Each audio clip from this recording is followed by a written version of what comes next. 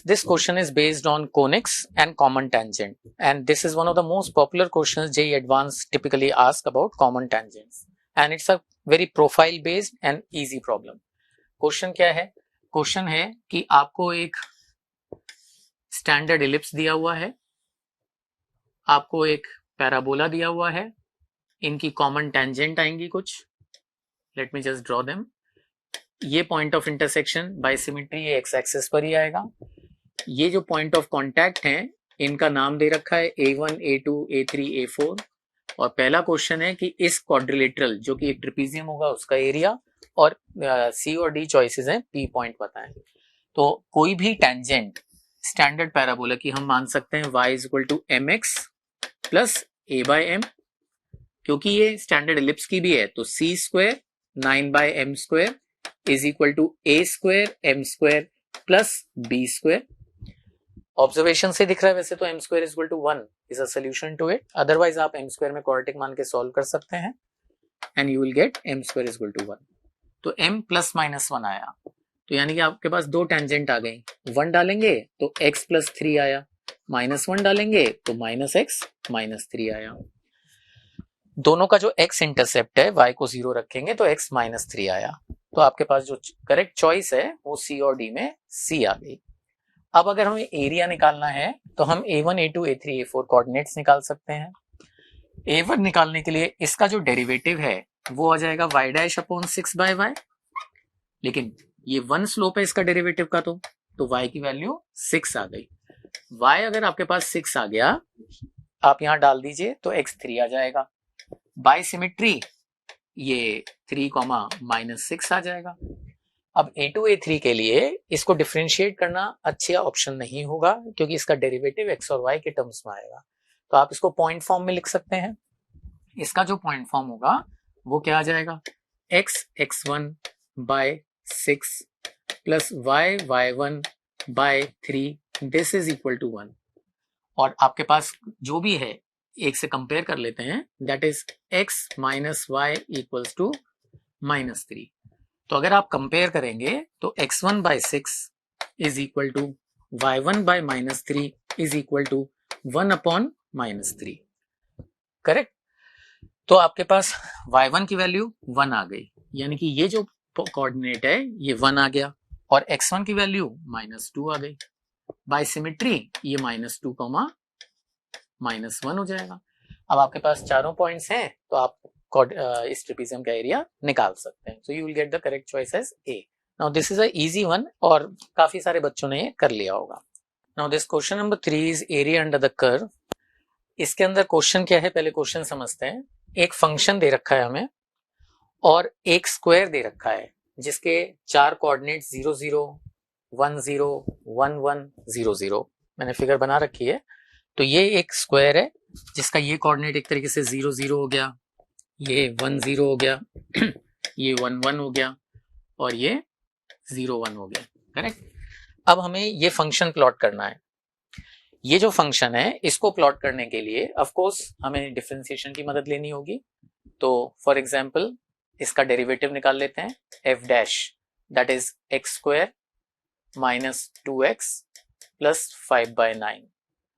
जब आप इसका डेरिवेटिव को 0 करेंगे you will get 2 roots. One root will be 1 by 3 and another root will be more than, it will be I think so 5 by 3 जो कि 1 के बाद आएगी. तो हमें प्लॉट करने के लिए इस फंक्शन की वैल्यू 0 पे निकालनी चाहिए, राइट.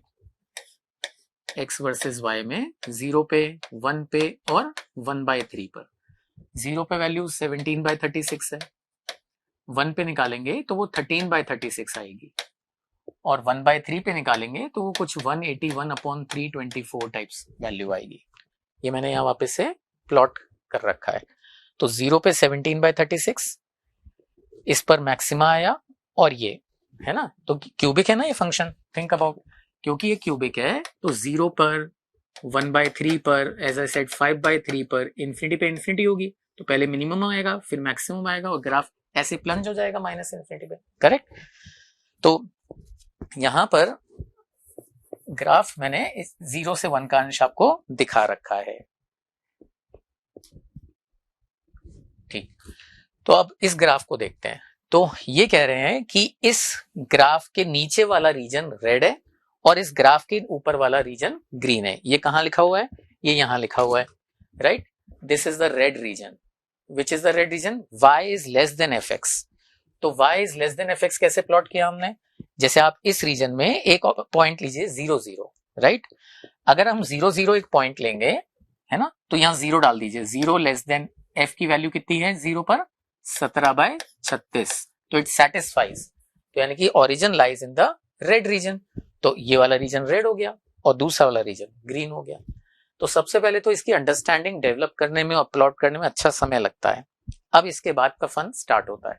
तो पहली चॉइस ये कह रहे हैं, ये जो लाइन लिखी हुई है इसका क्या मतलब हुआ? अब आप सोचिए पहले, ये x, h है, तो मैंने अगर l हाफ लिखा है, h की वैल्यू हाफ है, तो ये x, हाफ है, तो ये एसेंशियली एक स्ट्रेट लाइन बन गई, y equal to half, correct?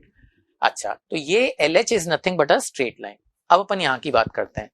There exist a H, एक हॉरिजॉन्टल लाइन एग्जिस्ट करती है 1/4 से 2/3 के बीच में, जिसमें green region above and green region below बराबर आए।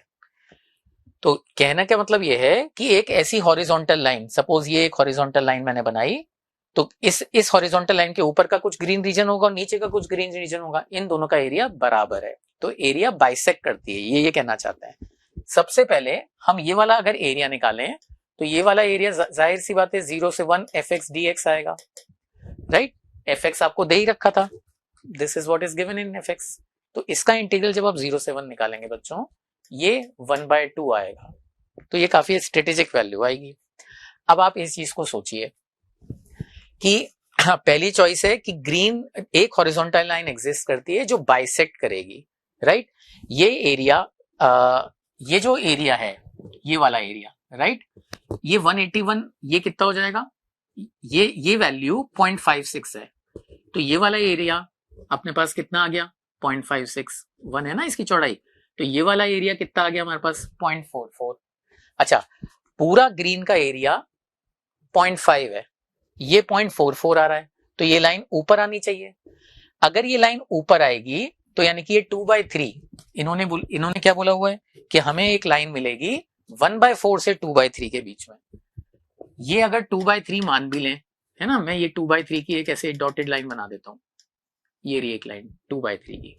अगर ये 2/3 होता तो ये 1/3 हो जाएगा। 1/3 की वैल्यू कितनी हो जाएगी? 0.333।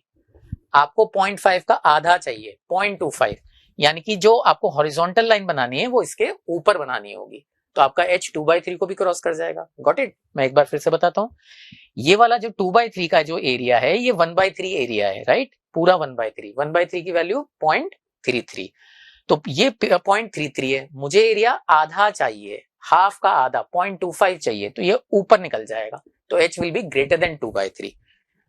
तो पहली चॉइस गलत हो गई, क्योंकि here h will be greater than 2/3। Second choice की बात करते हैं। एक हॉरिजॉन्टल लाइन एग्जिस्ट करेगी जो कि रेड रीजन को बाइसेक्ट कर रही होगी। This is the meaning of this.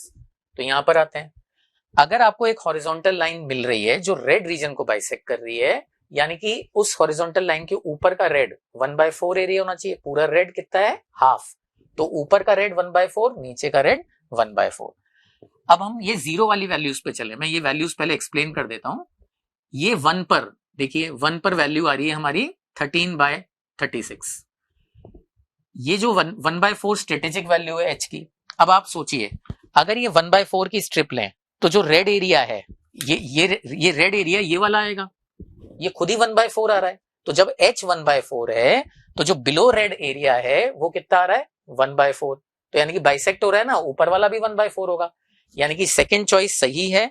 और अगर हम एग्जैक्ट h की वैल्यू की बात करें तो h की वैल्यू यहां पर 1/4 आती है, क्योंकि यहां क्लोज इंटरवल दिया था, तो ये सही हो गया। थर्ड चॉइस की बात करते हैं। थर्ड चॉइस कहता है कि एक horizontal line such that green above and red below. Green above, तो एक हॉरिजॉन्टल लाइन जिसमें ऊपर ग्रीन और नीचे रेड। एक बार फिर भी क्रॉस चेक कर लेते हैं। ग्रीन अबव या ग्रीन ऊपर रेड नीचे। तो अगर आप कोई भी हॉरिजॉन्टल लाइन बना रहे हैं, है ना, मान लीजिए आपने ये एक हॉरिजॉन्टल लाइन बनाई, ऐसे मैंने बस बना दी। तो क्वेश्चन क्या कह रहे हैं कि क्या ऐसी हॉरिजॉन्टल लाइन एग्जिस्ट करती है 1/4 से 2/3 के बीच में, जिसमें ग्रीन ऊपर वाला ग्रीन का एरिया नीचे वाले रेड के एरिया के बराबर हो। तो आइए देखते हैं इसे। अगर हम ये A1 A5 B5 वाली लाइन लें, A5 B5 वाली लाइन, राइट, A5 B5, तो ये जो एरिया है ये 0.44 है, राइट। तो अबव का एरिया 0.44 है और बिलो रेड का एरिया 0.5 है, राइट। तो 0.44 वर्सेस 0.5, ये रेड का एरिया है, ये ग्रीन का है और ये रेड का है, राइट। अबव 0.44 क्योंकि ये 0.56 है नीचे का एरिया, तो ये वाला एरिया 0.44 और नीचे का रेड पूरा का पूरा 0.5 है। अब अगर हम 1/4 वाली हम इस वाली स्ट्रेटेजी पे चलें, A3B3 पे फोकस करिए आप, A3B3, राइट। अगर हम A3B3 की बात करें तो ये वैल्यू जो 1 पर आ रही है, 1 पर इसकी वैल्यू आ रही थी 13/36, 13/36 लगभग 0.36। तो ये जो स्ट्रिप है, रेड वाला जो एरिया है वो 0.36 का है, तो अब रेड वाला एरिया 0.36 का बन गया और जो ग्रीन वाला अबव एरिया है वो तो पूरा का पूरा ही आ गया, तभी तो अपन ने ये वाला स्ट्रेटेजिक पॉइंट लिया है। तो this is going to be 0.5। तो अब ये बड़ा हो गया, तो अपन ऐसे समझ सकते हैं जैसे IMV थ्योरम कहते हैं G माइनस आर यहाँ पर नेगेटिव है, G माइनस आर यहाँ पर पॉजिटिव है, कंटिन्यूसली एरिया वेरी कर रहा है, तो बाय IMVT थ्योरम कहीं ना कहीं 0 होगा। तो इसका मतलब ये हो गया कि हमें A3B3 और इसके बीच में कोई ना कोई H जरूर मिलेगा। ये वैल्यू 1/4 से ऊपर है और ये वाली वैल्यू 2/3 से नीचे है, hence C choice is correct. D choice पे आते हैं। डी चॉइस कहता है area of red region above and green region below. तो इस बार क्या है कि रेड रीजन अबव और ग्रीन रीजन बिलो। अब हमें ये करना है, ये स्टडी करना है। तो अब वापस से जैसे ये एक हॉरिजॉन्टल लाइन है, तो रेड रीजन ये वाला हो गया अबव और ग्रीन वाला बिलो ये वाला हो गया। वापस से यही कंसिडर करें, अगर हमने A5 B5 कंसिडर किया है ना, इसमें ग्रीन और रेड ये दो हमारे पास ब्लॉक्स हैं, तो आप सोचिए red region above A5 B5 तो वो 0 है, राइट। ग्रीन रीजन बिलो, तो ये वाला ग्रीन रीजन का एरिया कितना है, जैसे मैंने बताया ये 0.56 है ये वाला एरिया, तो ये स्ट्रिप कितनी हो गई 0.44 की। तो ग्रीन रीजन बिलो है ना, पूरा ग्रीन रीजन कितना था 0.5, ये 0.44 है, तो नीचे वाला रीजन कितना हो गया 0.5 माइनस 0.44 0.6, ये 0.6 हो गया, करेक्ट। आप अगर A4 B4 वाली लाइन ले लें, A4 B4 नहीं, या यही ले लीजिए A3 B3, वापस से A3 B3 ही कंसिडर करते हैं। A3 B3 कंसिडर करेंगे तो ग्रीन रीजन बिलो इज 0, जबकि red region above is something, let's not bother what it is, we can calculate, right. 13/36 तो ये स्ट्रिप है और पूरा रेड रीजन कितना है अपने पास हाफ 0.5, तो 0.5 minus 0.36, but I am just terming it as positive, है ना। तो अगेन हम G माइनस आर एक कंसिडर करते फंक्शन, तो उसका एरिया 0.6 आता G माइनस आर की वैल्यू, और यहां पर G माइनस आर की वैल्यू नेगेटिव आती, तो वापस से IMV थ्योरम से यहां भी एक ना एक बार ये 0 होगा, hence this is also correct, that is your D choice. So according to me this question is indeed tough, ये tough था और ये टाइम कंज्यूमिंग भी है, क्योंकि मैंने यहां पर फिगर जो बना रखा है it takes little time कि ये वैल्यूज आप जॉट डाउन करें और फिर बेस्ड ऑन दिस आप सारी चॉइसेस आंसर करें। ये लिमिट्स का क्वेश्चन है। वैसे टिपिकली बाउंड्री पॉइंट्स पे जेई ने लिमिट्स कभी नहीं पूछी हैं, और पूछी हैं तो वन साइडेड पूछी हैं, तो it can be a little tricky और may be not tricky, definition based thing, और कुछ बच्चों का शायद गलत भी हुआ हो।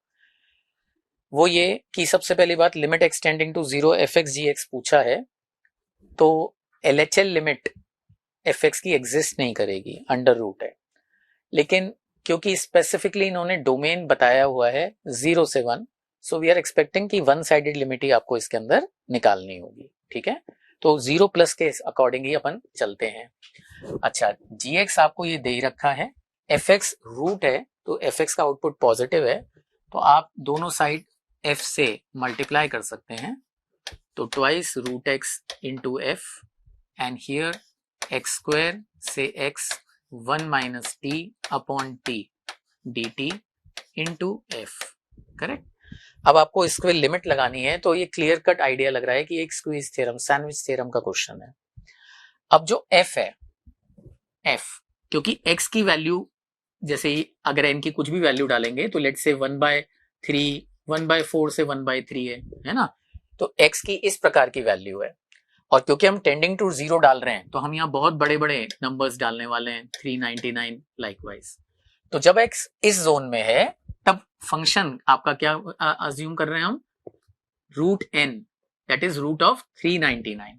तो x की वैल्यू अगर ये है तो रूट x, तो ये बन जाएगा 1 अपॉन रूट x या 1 upon root of x plus 1 as the case में भी, दोनों साइड से लिमिट सेम आएगी।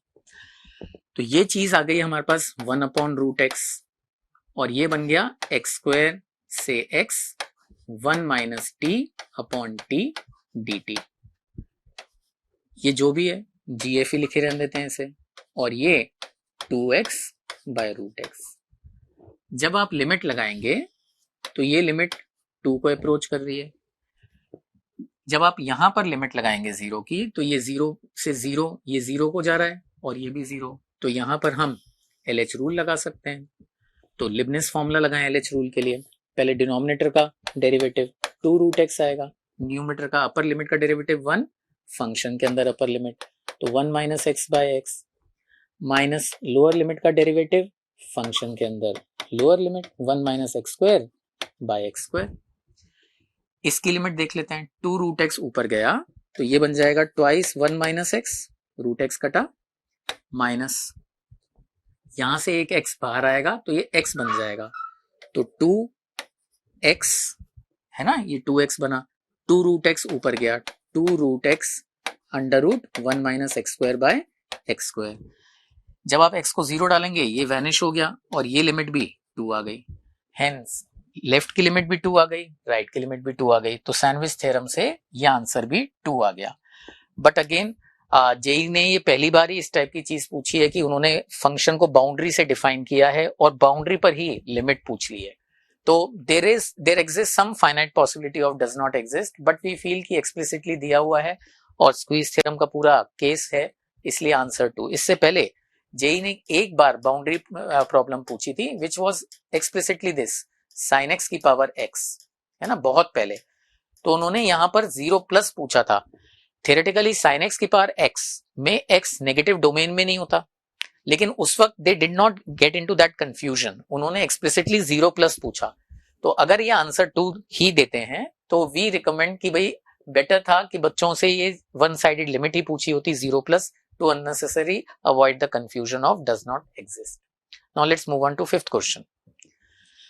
तो जो फिफ्थ क्वेश्चन है वो 3 डायमेंशंस का है और एक इरेगुलर प्रॉब्लम है, ये चैलेंजिंग प्रॉब्लम नहीं थी। तो आपको एक क्यूब दिया हुआ है, ये रहा आपका एक क्यूब, ठीक है। अच्छा, ये क्यूब 0 से 1 इसकी वर्टिसीज हैं, तो 1 एज है इस क्यूब का, 1 एज लेंथ है। पहले मैं पूरा क्यूब कंस्ट्रक्ट कर देता हूं। So this is A, B, C, D, this is A dash, B dash, C dash, D dash. अब क्वेश्चन में उन्होंने क्या बोला है, उन्होंने कहा है कि there are 2 set of lines, एक सेट ऑफ लाइन है body diagonals, so essentially there are 4 body diagonals, तो 4 तो बॉडी डायगोनल्स हो गई, और क्योंकि आपके पास 6 फेसेस होते हैं, हर फेस में 2 डायगोनल्स होती हैं, तो आपके पास 12 फेस डायगोनल्स हो गई। तो इन्होंने ये पूछा है कि बॉडी डायगोनल, एक बॉडी डायगोनल और एक फेस डायगोनल के बीच का शॉर्टेस्ट डिस्टेंस की मैक्सिमम वैल्यू बताएं। तो without the loss of generality आप कोई से भी एक बॉडी डायगोनल पर्टिकुलर ले सकते हैं, लेट्स से AC डैश।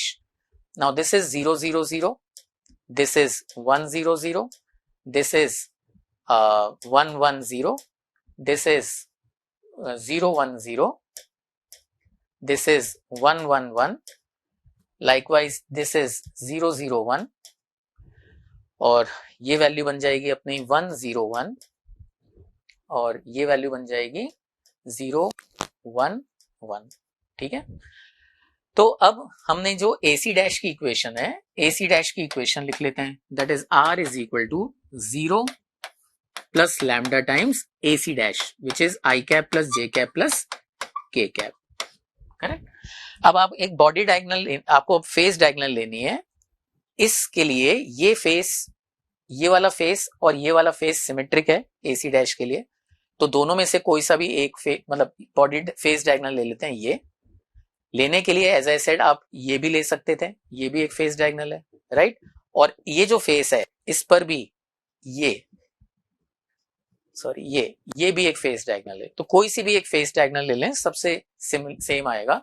तो मैं एक फेस डायगोनल लिख देता हूं R, this is equal to, ये वाली लिख देते हैं, that is K cap plus lambda times, ये चीज क्या बन जाएगी, I cap minus K cap. तो हमारे पास ये दूसरी आ गई। अब शॉर्टेस्ट डिस्टेंस का फॉर्मूला एक रेगुलर है, that is A bar minus C bar dot B cross D upon mod of B cross D, जहां पर A bar and C bar are the particular points for the two lines. तो A bar minus C बार हो जाएगा हमारा कितना, A bar minus C bar that is minus K cap dot B cross D, this vector cross this vector, ये यहां लिख दीजिएगा, upon इन दोनों का इसका मैग्नीट्यूड B क्रॉस D, तो which upon solving will give you 1/√6, so that is not a big issue. Now this most of the students must have done, और ये एक इजी प्रॉब्लम है।